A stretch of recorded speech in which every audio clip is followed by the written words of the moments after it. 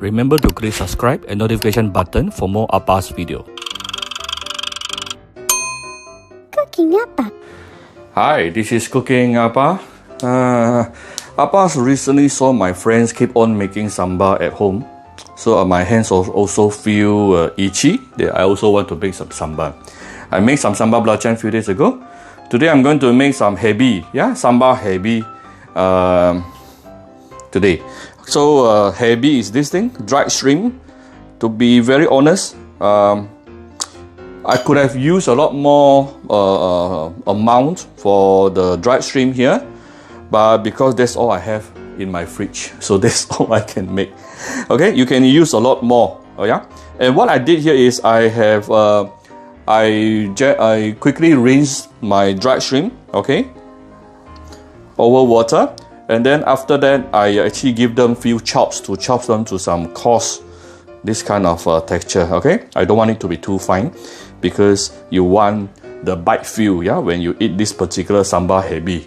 All right, then after that I have 1 full cup of dried chili, soak until totally softened. Okay, so to be very frank, this ratio, the chili is a little bit too much, but yeah, it's okay. So you at home, just raise the amount of your hebi.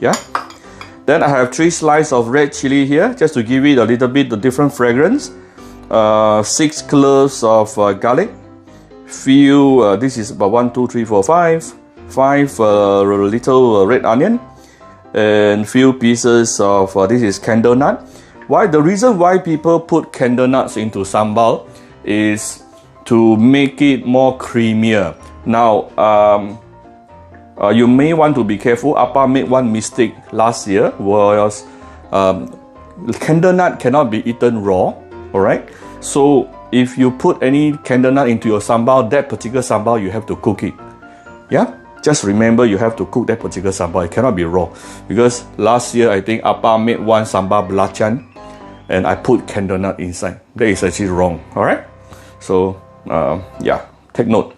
And then this is close to 2 tablespoons of, this is the blended belacan. Okay, so this is actually the belacan powder. Now, if you are in Malaysia, usually belacan will comes into block. It looks like a soap paste. Soap. I'm sorry. It looks like a soap, and then 1 block of soap. And what you should do, what I normally would do, is our pan fry dry roast, meaning you pan fry the belacan without putting any oil, slowly, and to dry roast them slowly until using medium or medium low heat until powder form like this. Then I will keep all the powder into a glass container like this. Okay, then from there I will just scoop out whatever whenever I need to use some belacan. Okay, this way. Why is it people need to dry roast belacan? Because you need to dry roast belacan to really enhance the flavor of it. Okay, so this is a bit. You need a bit of sugar. You need a bit of salt to taste. So let's start blending. Okay, so before blending, usually you will want to make the ingredients smaller so that it's easier to blend. So this is what I normally do. Okay. Today I'm going to use a smaller hand blender. If I'm using the bigger one, then it's okay. This one, no, that's okay. Alright, and then give it a few cuts on my red chili. I'll probably need to do 2-3 times. It's a lot of thing here. Okay, so where's my...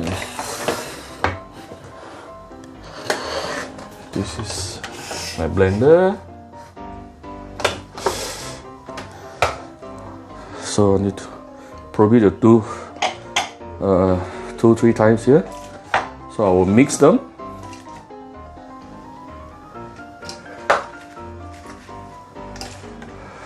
Can you see? Can you see this? Okay. Candle nut. Okay, remember, never eat candle nut raw, yeah?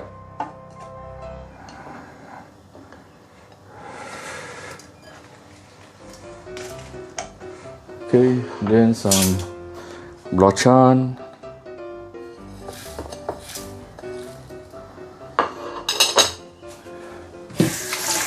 We can adjust the sugar and salt later, don't do it now. So close it. Whoops.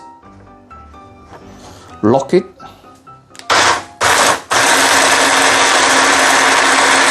Now, you don't want to add too much water to, I know usually people will add water to ease the blending process, but this one you may not want to because you don't want your paste to be very watery. So instead of adding water, what you can do is you can actually add in some oil instead, alright? Put in some oil. So don't worry about the oil right now because the more oil you put now, the lesser oil you need later, okay? Because later you're going to use a lot of oil as well.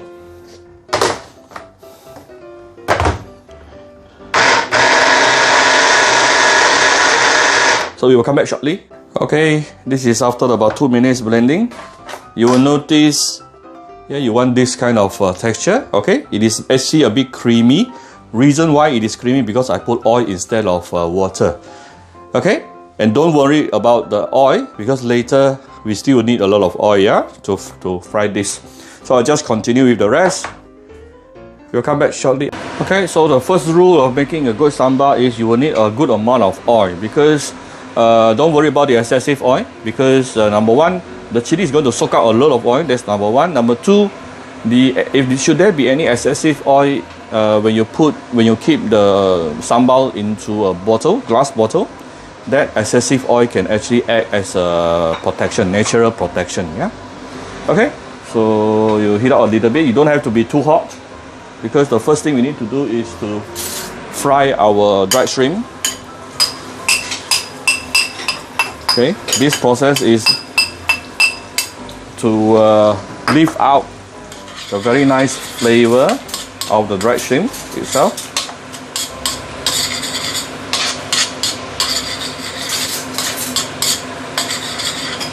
It will probably take a minute or two, okay? You need to keep on stirring like this. You continue short. Okay, this is after about a minute plus. You start seeing the heavy becomes darker color. Alright, this is good enough. Then we are going to put in the sambal, the chili paste. But remember, before you put in, you want to lower your heat, okay? Chili paste can get burned rather easily. So you lower the heat to medium low, up to you. And then we can put in the chili paste. Let me put in this first and see how does it go. Because my chili paste is actually quite a lot.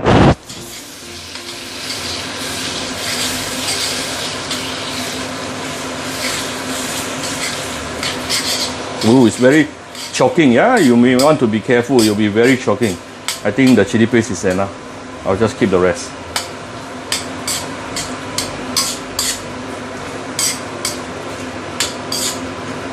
Okay, now I'm going to use medium-high heat to slowly stir fry my belacan.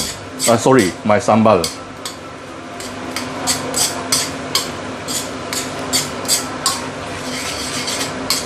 Okay, for this dish you need a little bit of patience here because the chili, you need slow heat to really bring out the chili fragrance.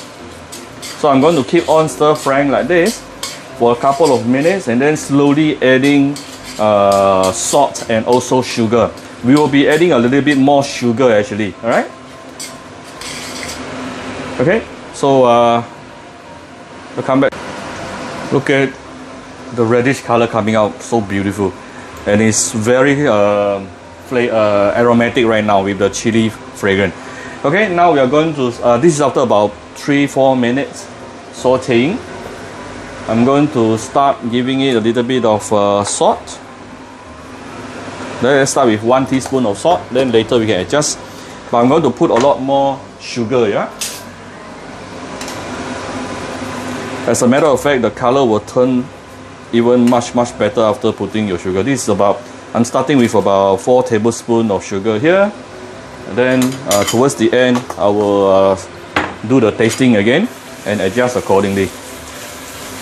And the sugar, after caramelized, it will actually turn the whole sambal even more darker color. Yeah. So let's continue doing this. And we will come back in a couple of minutes time. Okay, this is after another 3 minutes sauteing. One thing you'll notice here is actually I already know my chili is cooked. How do you know? You actually start seeing the oil has already separated. Yeah.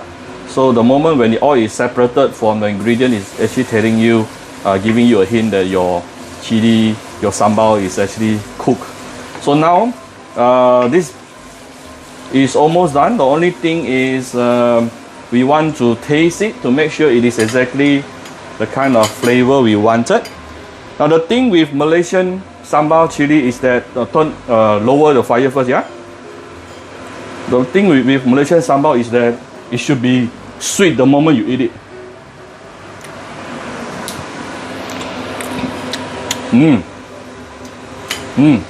I could do a little bit more salt. I mean sugar. Okay. Remember, it should be sweet the moment you eat it. After that, followed by some savory and spiciness.